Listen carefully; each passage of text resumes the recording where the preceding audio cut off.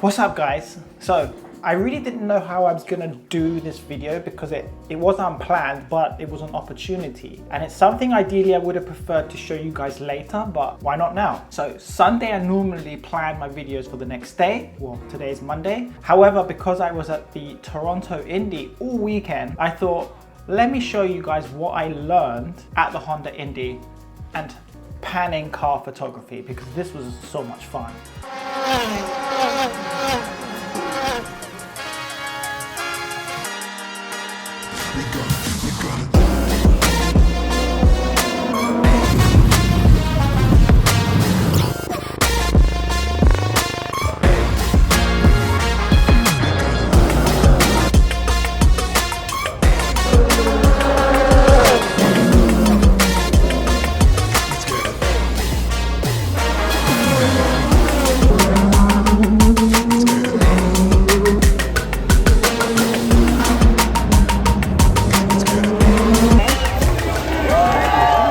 Ideally, I should have filmed at the Indy. However, because I have I don't even know if I do have ADHD or not. It's supposed to be a 10-minute video and I'm already digressing. Anyways, because I'm so distracted at the Honda Indy, I really didn't film me vlogging there. So I'm just gonna overlay the photos I captured and the videos that I caught with my iPhone and the DJI Action 2. However, starting off the video, let's just do a brief summary of what the Toronto Indy is in case you didn't know. It's a small circuit, around 2.84 kilometers, that's 1.755 miles, an 11-turn street course located downtown Toronto, Ontario. Actually a pretty sick little track if you ask me. Now, it's a 3-day event like you do in Formula One.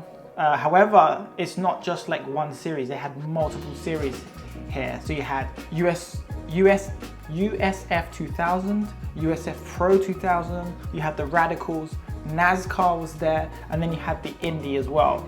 And pretty much you had practice, qualifiers, and then different races throughout the whole weekend, which was fantastic. And the best part of this is that even when you buy a ticket, even at general admission, you get to see everything. You get to go into the pits, you get to see the cars, you get up close, you can touch them.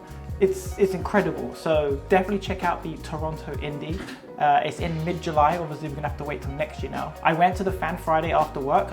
I missed most of the morning because I was working. But as soon as I got there, I was stuck in.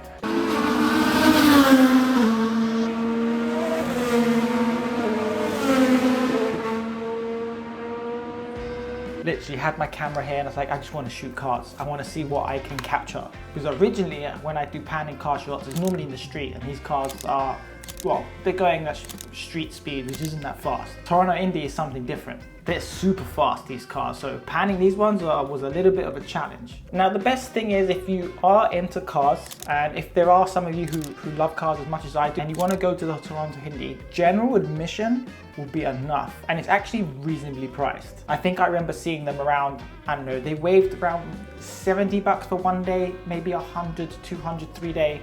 And obviously they can go up from there, but they're not as expensive as F1. Fan Friday's free, so take advantage of that. And then Saturday, Sunday, you pay for your tickets. And then even then, during admission, there's more than enough if you want to get some lovely car shots, just as I did. And you just want to go trigger happy and learn as much as possible. Now, bearing in mind, the first thing that came to mind when I wanted to take photos of cars was location. Revert back to the drone steps that I provide.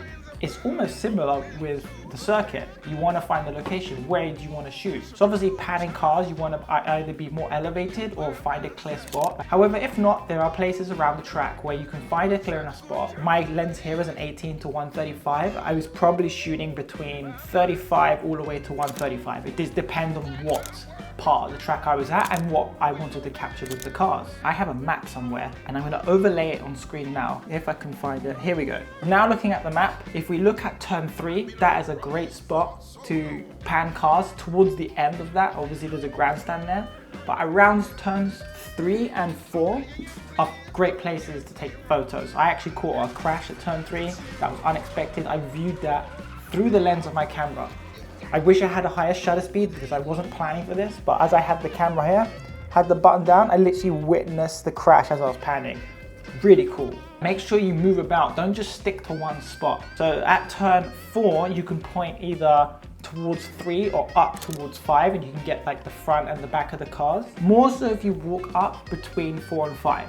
Between 4 and 5, there's a nice handy spot there where you can shoot from 4 as they come around the bend, especially on, I think it was a Saturday when there was a lot of drizzle. Cars were sliding around that, and I caught some of that on camera, which was so sick to see. Social media sensation and also race car driver Lindsay Brewer. You can see that from her peachy orange car.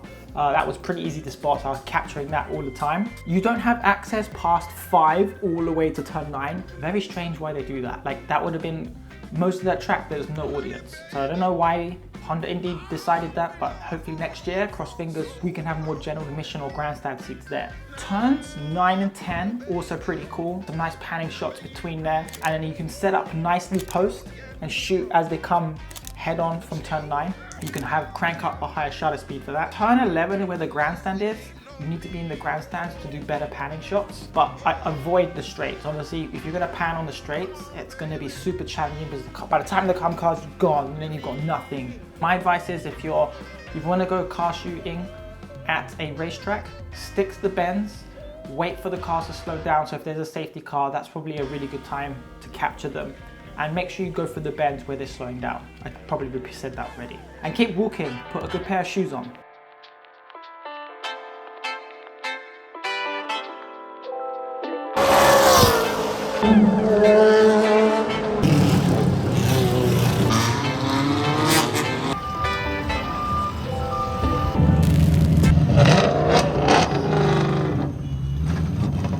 The next part, camera setup. So I have here a mid-range camera. This is a Sony a6400 and it has the kit lens on it. It's an 18 to 135. And on top of that, I have a set of step-up rings and an Earth ND filter. So this was my setup for the whole weekend. And as for settings, I was mainly obviously in S, which is shutter priority mode. I had the ISO on auto between 100 and 800. I didn't really need anything more than that unless I really needed to crank up the shutter speed, which was hardly ever. Shutter speed ranged depending on what I was doing. So if I was panning, I would probably be between 1/25 as in video frame rates. I will start cranking that up. So if they're going a little bit quicker, maybe 50 or 60, or maybe even 100 or 200 over a second to try and capture the car, depending how quick they were. And I just played around with it to see which gave me the best results. Obviously, the slower the shutter speed, the more blur in the background. I played around with autofocus and manual focus. Again, if you're tracking cars, you're better off at auto. I have tried at manual, but it was very difficult. Autofocus I tried, and I had many focusing modes tested. Wide, center, spot, tracking wide. I got to play around with my camera and it was good. This is the first time I was actually panning cars properly, and that 3-day weekend gave me the opportunity to actually look at my camera and test out all the settings to see what worked best for me, and that was giving me the best results. As all the cars come in the line, you're literally just panning away, taking all these photos. Then you want to check them. Did you catch any? Were they any good? Do I have to change my settings? Did an accident happen? Do I need to slow down? So you start thinking really quickly off your feet, and you have to be able to adjust those settings on the fly. Aperture, I didn't really need to adjust much. I had to use my variable ND here to darken the image to make sure my aperture was between I would say 5.6 and 8. It really did depend. If I'm shooting head on or from the rear, I cranked up that shutter speed to either 1/250, 1/500, maybe even up to 1000 as well, because you want to freeze frame that car, unless you want a little bit of motion. But if you want something crisp, you need a really high shutter speed to capture and go around the corner. But it's easier when it's dead on, whether they're coming at you or leaving you, because there's not much movement there. It's pretty straight. Shutter speed was on high speed plus on the Sony a6400. Yeah, you're gonna need something fast, and the camera just couldn't keep up, really, to be honest. It was I think after around 40-50 photos, it would stop because it would have to save what was being captured. That's how fast it was capturing. Maybe I need a new memory card. Is there anything else with my setup? Yeah, I don't think there was anything else. I tried shooting with the screen, without, and even through the viewfinder, just to see my results. Which did I prefer? I don't know, just play around with it, I say. But yeah, it's super fun. I hope you're enjoying the slideshow of images and the videos, by the way. Let me know what you like so far. All I've done is talk, but I'm trying to get everything off my head into this video, and I hope it's short enough. Oh, we're pretty much done anyways, I think. The other advice I have from what I learned is you just gotta practice, because if you don't put in the time and test out these different methods, whether it's autofocus or manual focus, length of a lens do I need to pan cars, which is something I should have added earlier, because I preferred having a wider lens, so around 35 millimeters. So that way, as I'm panning, I have more room for error to capture the car. However, when trying to capture it at a distance, it wouldn't focus that fast. Plus, when I'm all the way at 70 to 100 millimeters, by the time I come to the middle of the track, the car's pretty much within the frame and it doesn't give me much room for error. So if it wasn't in focus or I caught the back of the car, then that's it. But yeah, you just got to keep on practicing and see what works best for you. This was a really fun weekend for me. I took a bunch of pictures. I probably took over 5,000 easy. Probably left with 400, which I still need to whittle down. I still think that's a lot. But I hope you've enjoyed this slideshow of images. If there's anything you like, let me know which one's your favorite so far. Were you at the Toronto Indy? I know that some of my friends were. Jonathan's the one who gave me the general admission tickets, which I want to thank. I also met Rich. Rich, you probably would have seen in Anthony's videos. Obviously another YouTuber who's blown up. He's probably gotten 250 odd subscribers now. He's someone I'm planning to eventually meet. But I met Rich along with Jonathan, which was cool, and some other creators and famous photographers at the track. It was just good to meet others, have their insights, see their work. Yeah, the Toronto Indy was just great. Yeah, it's just very overwhelming. I don't know if you could see that. The car fanatic, that was perfect. This is why I was so distracted taking photos and wanted to get these photos, because it was an opportunity that I should have filmed there, so you at least see the scenery, but I did capture enough content to overlay in this video. The photography for beginners, the video series I wanted to do, I wanted to start off with something simpler. However, this was just an opportunity that I couldn't pass, and obviously, why not? It gets me out the house, away from my day job, and do something that I enjoy doing, which is photography, and enjoy the cars. It's a win-win.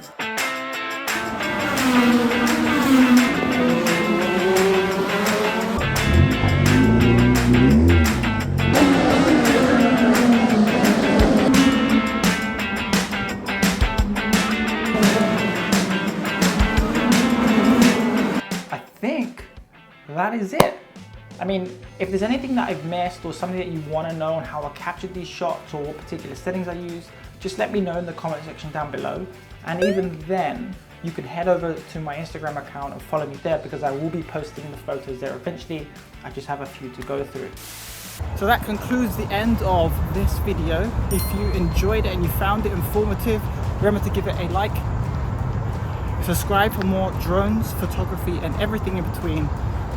And in the meantime, YouTube recommends you watch this next. Have a good one. Peace.